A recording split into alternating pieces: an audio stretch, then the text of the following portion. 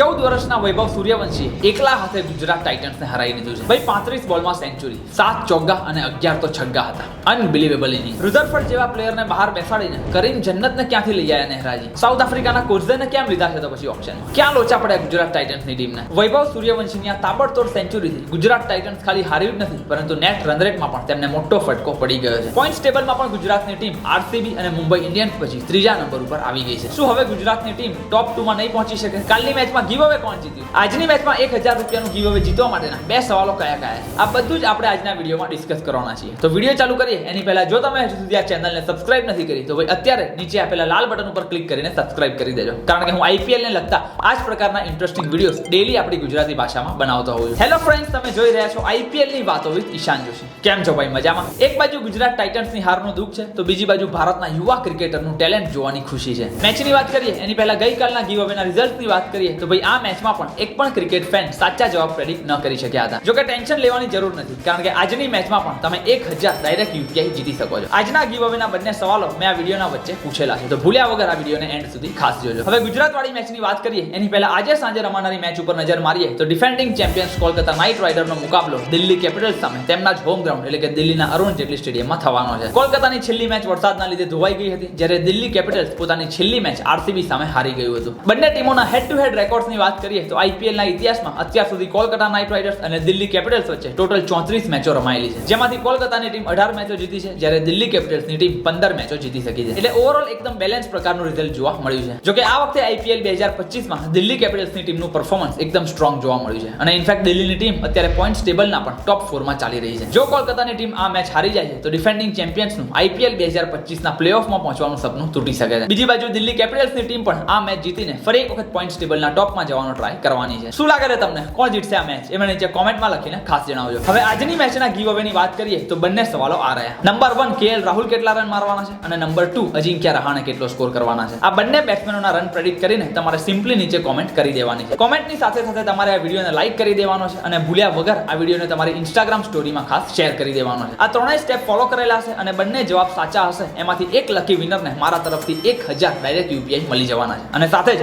Next વિડીયોમાં shout out તો ખરું જ. હવે દિલ્હી કેપિટલ્સ અને કેકેઆર વચ્ચેની મેચ માટે મારી વિઝન 11 ની ટીમ કંઈક આવી બની છે. કેપ્ટન વાઇસ કેપ્ટન કોણ હશે અને ફાઇનલ ટીમ હું ટોસ પડ્યા પછી આપણી ટેલિગ્રામ ચેનલમાં મૂકી દેતો હોઉં છું, તો ભૂલ્યા વગર નીચે આપેલી લિંક ઉપર ક્લિક કરીને આપણી ટેલિગ્રામ ચેનલ પણ ખાસ જોઈન કરી લેજો. આઈપીએલ ની દરેક મેચમાં વિઝન 11 ઉપર તમને 1 લાખનું ફ્રી ગીવ અવે કોન્ટેસ્ટ જોવા મળી જાય છે, કે જ્યાં તમે 1 પણ રૂપિયાનું ઇન્વેસ્ટમેન્ટ કર્યા વગર પણ ટીમ બનાવી શકો છો. અને એટલું જ નહીં, બધા જ નવા યુઝર ફક્ત 1 રૂપિયામાં 2 કરોડનું મેગા કોન્ટેસ્ટ પણ જોઈન કરી શકવાના છે. તો ફટાફટ નીચે આપેલી લિંક ઉપર ક્લિક કરીને વિઝન 11 એપ્લિકેશન ડાઉનલોડ કરી લેજો અને આજે સાંજે રમાનારી મેચ માટે આ બંને કોન્ટેસ્ટ ખાસ જોઈન કરી લેજો. હવે ગુજરાત વાળી મેચની વાત કરીએ તો ભાઈ શરૂઆત ક્યાંથી કરવી એ જ મોટો સવાલ છે. પહેલી ઇનિંગમાં ફરી એક વખત આપણને ગુજરાત ટાઇટન્સની ટીમના ટોપ 3 બેટ્સમેનોનું જોરદાર પ્રદર્શન જોવા મળ્યું હતું. સાઈ સુદર્શન હોય, શુભમન ગિલ હોય કે પછી જોસ બટલર, આ ત્રણેય બેટ્સમેનોએ ભેગા થઈને સામેવાળી ટીમના બોલર્સની ચારે બાજુ ધોલાઈ કરી હતી. સાઈ સુદર્શને 30 બોલમાં 39 રન ફટકાર્યા હતા. કેપ્ટન શુભમન ગિલે 50 બોલમાં 84 રનની તાબડતોડ ઇનિંગ રમી હતી, જ્યારે જોસ ધ બોસ બટલરે પણ આવતાની સાથે જ 26 બોલમાં 50 રન ફટકારી દીધા હતા. એટલે બેટિંગમાં તો ગુજરાત ટાઇટન્સની ટીમમાં કોઈ ઇશ્યુ છે જ નહીં. આપણને દરેક મેચમાં કન્સિસ્ટન્ટલી ટોપ 3 બેટ્સમેનોનું આઉટસ્ટેન્ડિંગ પરફોર્મન્સ જોવા મળી રહ્યું છે, અને ટોપ 3 ના આ પરફોર્મન્સની મદદથી જ ગુજરાત ટાઇટન્સની ટીમ રાજસ્થાન રોયલ્સની સામે 20 ઓવરમાં 209 રન ફટકારી શકી હતી. એટલું જ નહીં, સાઈ સુદર્શન પાસે ફરી એક વખત ઓરેન્જ કેપ પણ પાછી આવી ગઈ છે. તેઓ વિરાટ કોહલી કરતા 13 રન આગળ નીકળી ગયા છે અને એક મેચ ઓછી પણ રમ્યા છે. એટલે જ્યાં સુધી ગુજરાતની બેટિંગ ચાલી રહી હતી ત્યાં સુધી તો એમ લાગતું હતું કે ભાઈ બધું બરાબર જઈ રહ્યું છે અને ગુજરાતની ટીમ ઇઝીલી 200 રનના ટાર્ગેટને ડિફેન્ડ કરી લેવાની છે. પણ ભાઈ યશસ્વી જયસ્વાલ અને વૈભવ સૂર્યવંશી આ બંને બેટ્સમેનો કંઈક અલગ જ વિચારીને આવ્યા હતા, અને ભાઈ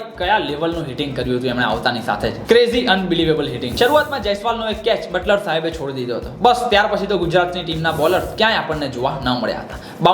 બાઉન્ડ્રીઝ અને બસ ખાલી બાઉન્ડ્રીઝ જ જોવા મળી હતી. ભાઈ 5 ઓવરમાં તો રાજસ્થાનની ટીમનો સ્કોર 80 રન થઈ ગયો હતો અને લગભગ 10 ઓવરમાં તો તેઓ 150 રન સુધી પણ પહોંચી ગયા હતા. એટલે ઈશાંત શર્મા હોય, ડીએસપી સિરાજ હોય, પ્રસિદ્ધ કૃષ્ણા હોય, સાઈ કિશોર હોય કે પછી વોશિંગ્ટન સુંદર, ગુજરાત ટાઇટન્સની ટીમના બધા જ બોલર્સને ચારેય બાજુ કાયદેસર માર પડ્યો હતો. યશસ્વી જયસ્વાલ તો ફાસ્ટ રમી જ રહ્યા હતા, પરંતુ આજની મેચના હીરો રહ્યા હતા બિહારના 14 જ વર્ષના વૈભવ સૂર્યવંશી. મોહમ્મદ સિરાજની પહેલી જ ઓવરમાં 6 ફટકારીને વૈભવ સૂર્યવંશીએ પોતાનો ઇન્ટેન્ટ જાહેર કરી દીધો હતો, અને બસ પછી તો ત્યાંથી રોકાવાનું નામ બિલકુલ ન લીધું હતું. 35 બોલમાં 7 ચોગ્ગા અને 11 છગ્ગા સાથે સેન્ચુરી.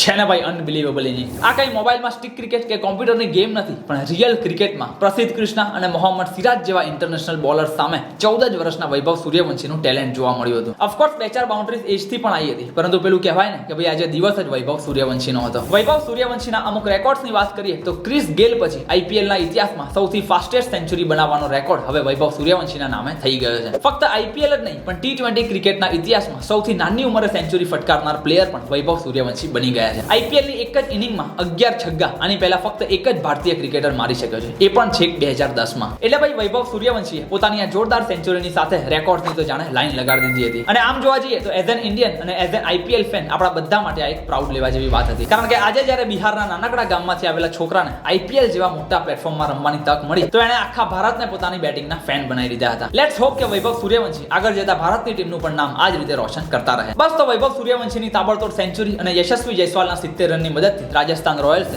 ગુજરાત ટાઇટન્સે આપેલા ટાર્ગેટને 16મી ઓવરમાં ચેસ કરી નાખ્યો હતો. આ મોટી હાર બાદ ગુજરાત ટાઇટન્સની ટીમ પોઈન્ટ્સ ટેબલમાં આરસીબી અને એમઆઈ પછી ત્રીજા નંબર ઉપર આવી ગઈ છે અને ગુજરાતનો નેટ રન રેટ પણ +1.1 થી ઘટીને 0.7 થઈ ગયો છે. હવે અમુક અપડેટની વાત કરીએ તો શુભમન ગિલ આજે બીજી ઇનિંગમાં આપણને કેપ્ટનશિપ કરતા જોવા ન મળ્યા હતા, કારણ કે બેટિંગ પછી તેમનો બેકનો સ્નાયુ ખેંચાઈ ગયો હતો અને ગુજરાતની નેક્સ્ટ મેચ હવે 2 દિવસ પછી જ છે, એટલે ખોટું રિસ્ક લેવાને બદલે શુભમન ગિલ બીજી ઇનિંગ દરમિયાન બહાર બેઠા હતા. બીજા એક ડિસિઝનની વાત કરીએ તો આજની મેચમાં આપણને રધરફર્ડની જગ્યાએ અફઘાનિસ્તાનના કરીમ જન્નત પ્લેઇંગ 11માં રમતા જોવા મળ્યા હતા, કે જે ખરેખર એક પ્રકારનું વિચિત્ર ડિસિઝન હતું. ભાઈ જો બોલરને લેવા જ હતા તો સાઉથ આફ્રિકાના કોડ્ઝે રેડી બેઠા હતા અને બેટિંગમાં તો રધરફર્ડ કન્સિસ્ટન્ટલી સારું પરફોર્મ કરતા આવ્યા જ છે. એટલે ખબર નહીં આ એક્સપેરિમેન્ટ હતો કે શું જરૂર પડી કે જેથી કરીને કરીમ જન્નતને પ્લેઇંગ 11માં રમાડવા પડે, કારણ કે એટ ધી એન્ડ જોવા જઈએ તો આ ડિસિઝન એકદમ જ બેકફાયર થયું હતું. કરીમ જન્નતે એક જ ઓવરમાં 30 રન આપી દીધા હતા. ખેર લેટ્સ સી કે હૈદરાબાદ સામેની નેક્સ્ટ મેચમાં ગુજરાત ટાઇટન્સ આ બધી જ ભૂલોને સુધારી દેશે. હવે પોઈન્ટ્સ ટેબલની વાત કરીએ તો ભલે આરસીબી અને મુંબઈની ટીમો ગુજરાતથી આગળ નીકળી ગઈ છે, પરંતુ ગુજરાતની ટીમ હજુ પણ એક મેચ ઓછી રમી છે, એટલે ટેન્શન લેવા જેવી કોઈ વાત નથી. પણ જો અહીંથી ઢીલું મૂક્યું તો ખરેખર લોચા પડી શકે છે, કારણ કે ટોપની 5 ટીમો કટ ટુ કટ ચાલી રહી છે. હજુ પણ ગુજરાતની 5 મેચો બાકી છે, એટલે જો તેઓ 5માંથી 3 મેચ પણ જીતી જશે તો ટોપ 2માં ફિનિશ કરવાનો ટ્રાય કરી શકે છે. શું કહેવું છે તમારું? ક્યાં લોચા પડ્યા આજે? શું ગુજરાત ટાઇટન્સની ટીમના પ્લેઇંગ 11માં કોઈ ફેરફાર થવા જોઈએ? એ બધું જ મને નીચે કોમેન્ટમાં લખીને ખાસ જણાવજો. બીજી મે